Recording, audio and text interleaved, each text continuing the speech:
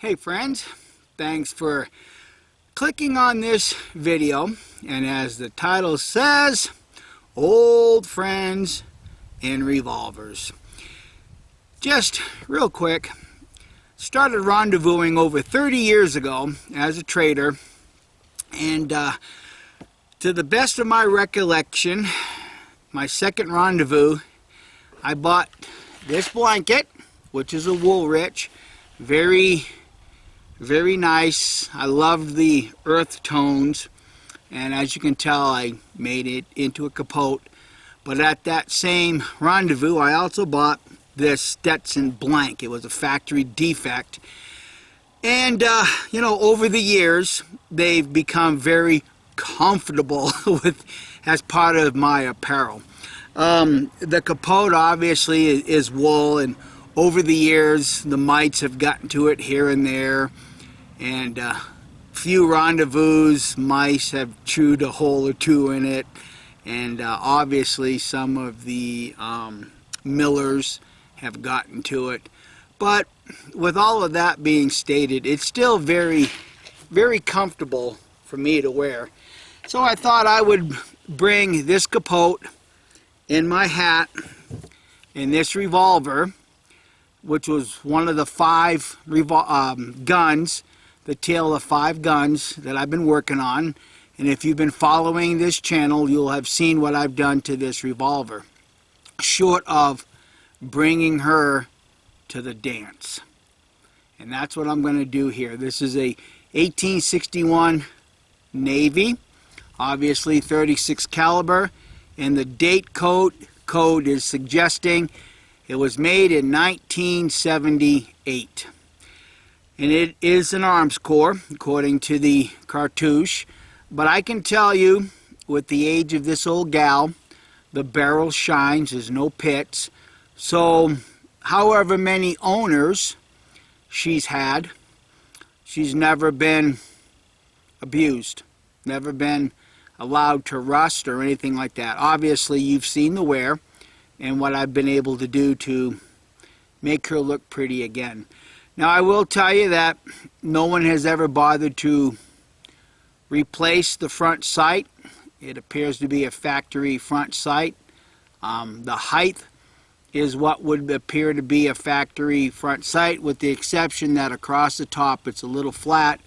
But also the hammer, no one has ever bothered to deepen the V-notch in the hammer. So I'm going to get it loaded up. I'm going to be shooting 25 grains of my homemade gunpowder that I made with the willow as the charcoal, and 380 round ball, and I'll have to figure out what size percussion cap fits the cones. I haven't done that yet, but I am expecting her to shoot maybe a little high, and I'm going to be aiming at the white pie plate, the white paper plate, at the bottom of the plate where I have placed the silver pin. So I'm going to get loaded up and see what she does, if she can still be brought to the dance, and if she can still turn a few heads. So let me get loaded up and we'll see how she does. I'm at my usual 16 yards. I do have my safety glasses and my ear protection on. Barely make out that silver pin, but I have a pretty good idea where it is. So let's see if this old gal can still dance.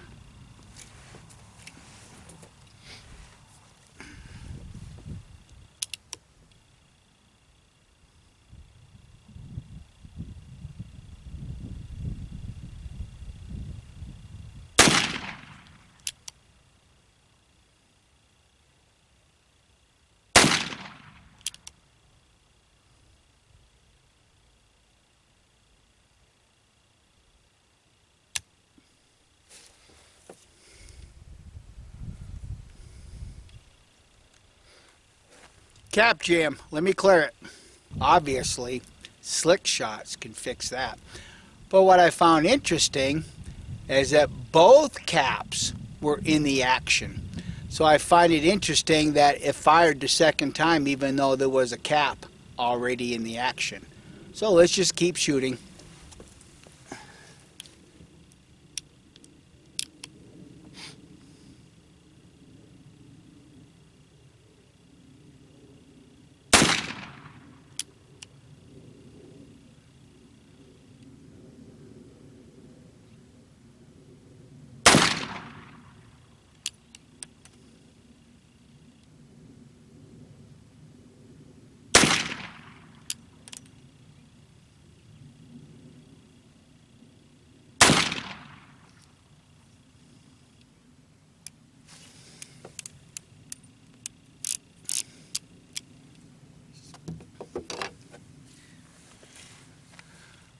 I think she skipped a few skips. She's not learning how to take the lead from a gentleman. But I'm going to walk up and see what it did. Now there's the bottom pin. And you can see at least 3 of the bullet holes way to the right. So I'm going to try to make that adjustment. I think the height is probably just about right, but obviously she's swinging a little too much to the right. Let me see if I can adjust that.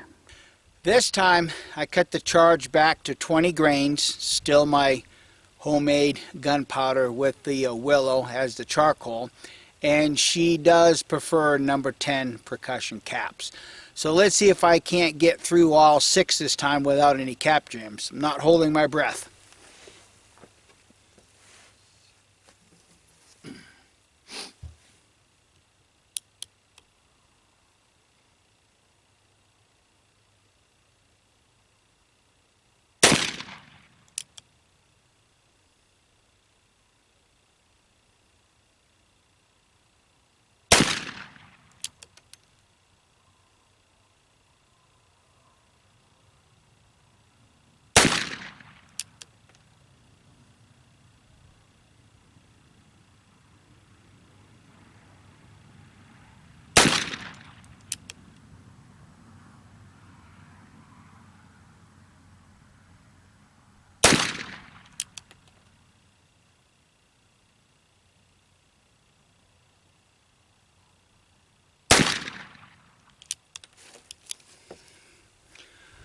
At least there wasn't any cap jams that go around. Well, let me fixate the camera on the target and we'll see what she did.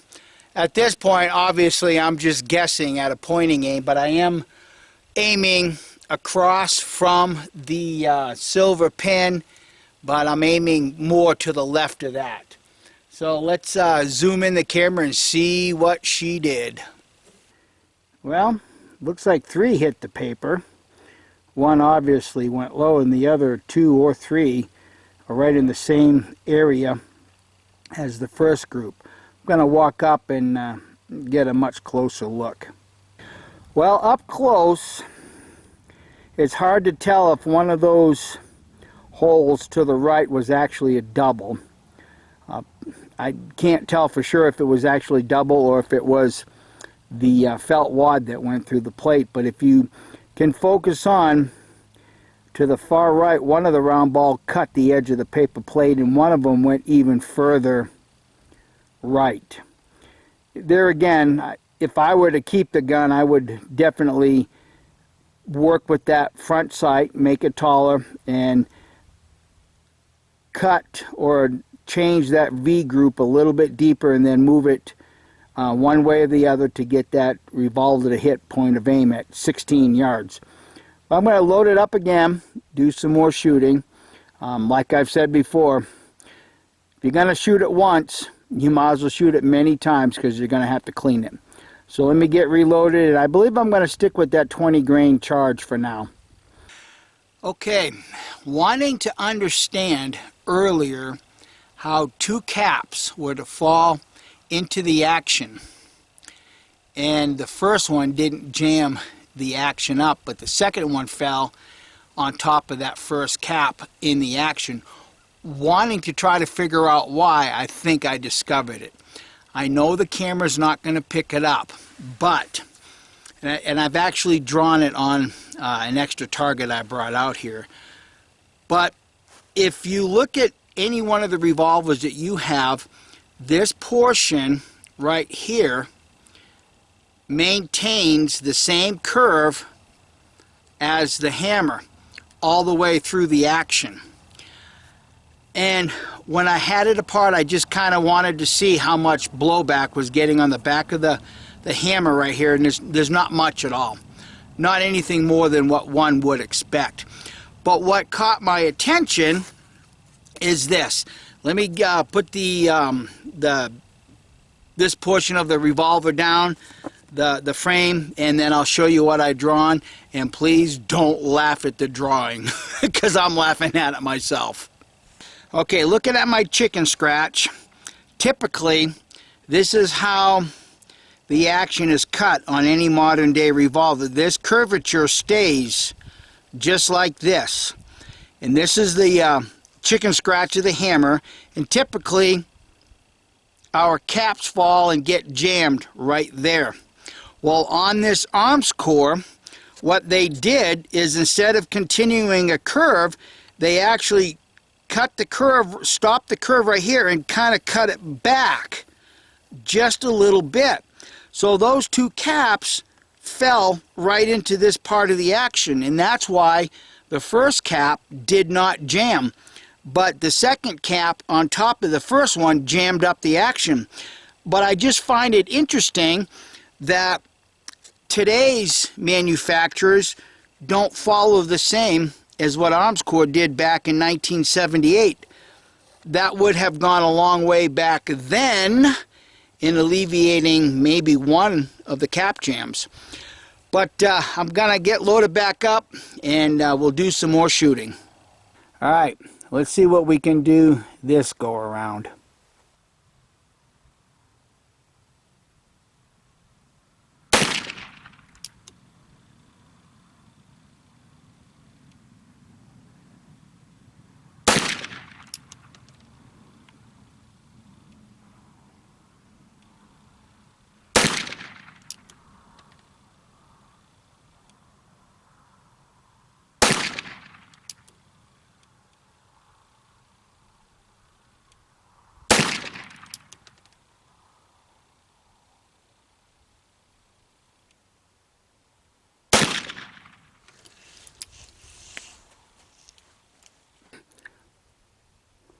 No bueno for caca? It looks like there's only one new round ball in that target. I'm going to walk up close and have a bird's eye view. If you look at that target to the far left edge, I took my pencil and I drew a circle right there. And I'm going to not aim at that point, but I'm going to be directly below that point as it would meet, hopefully, across from the silver pin. So let's see what happens.